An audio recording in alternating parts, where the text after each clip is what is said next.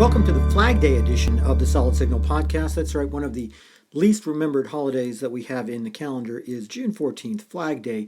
And don't ask me why I know that and why it's one of those things that's close to my heart. It just kind of is, which is a little weird, I admit. But hey, what are you going to do? Moving on, the title for this week's podcast is Planned Obsolescence. Planned obsolescence is something that marketers came up with almost 100 years ago.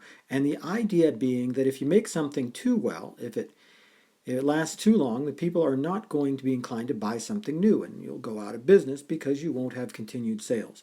It sounds kind of like a negative thing, and if you're talking about something that doesn't change, like for example, light bulbs, then it probably is, and it's kind of a pain in the neck that you have to replace something that really isn't changing. That ink cartridges wear out before their time, stuff like that.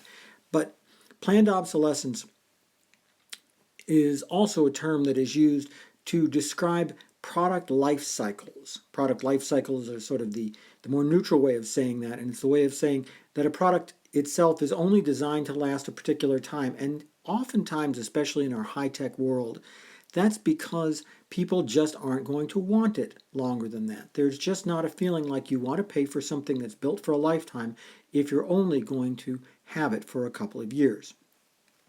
When computers first came to the home and to the small business back about 35 years ago, they were built like tanks. We were talking about computers that at the time cost more than some cars. Brand new cars, I should point out. And some of those computers would probably still work today if anybody had any interest in them. But within a few short years, they were already obsolete. There were newer, cheaper models that did more, and people who had bought these huge, expensive computers kind of regretted it. And that began sort of the myth of the early adopter, that anytime you had a new technology coming out, you were always going to overpay for it, and you were never going to have it for long enough to really pay for that. But that's just what you did when you wanted to be the first one on your block to have it. Let's get more precise here, and I'm talking about DirecTV and Dish products here. DirecTV's outdoor satellite dishes, and dishes as well, dish networks as well, really have a lifespan of about 3 years to them. And if you get more than that out of them, well, you're lucky. It's just that simple. They're designed to put up with 3 cold winters and 3 hot summers, and that's about what you're going to get.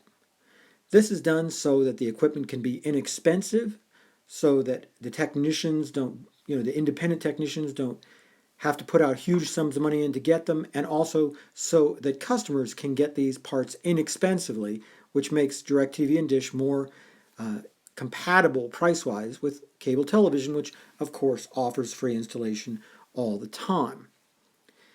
Now, the feeling here is that a DirecTV dish and a Dish Network dish isn't needed more than about 3 years because there's always going to be a new technology. Dish has just rolled out new Hybrid Pro LNBs designed to work with the Hopper system, and DirecTV in the last 7 years has come up with several generations of satellite dish, each more capable than the last, and the latest being able to take live 4K television and distribute it throughout the home. So every 3-4 years you're going to have that need for new equipment. Well, what about if you're a commercial customer and you really want more than that? Is there a more expensive part that you can get?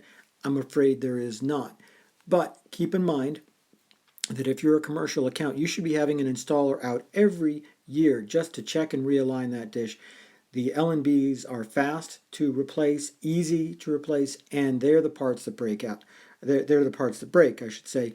And when you're having a technician come out and checking on them, it's not a big deal to just swap one out if need be. Planned obsolescence is a very negative term, and product life cycles is a much more neutral one. And it's just 2 different ways of saying exactly the same thing, which is you're just not going to want the thing after about 3 years. And folks, I understand that may not be the happiest thing to say, but it is the world we live in.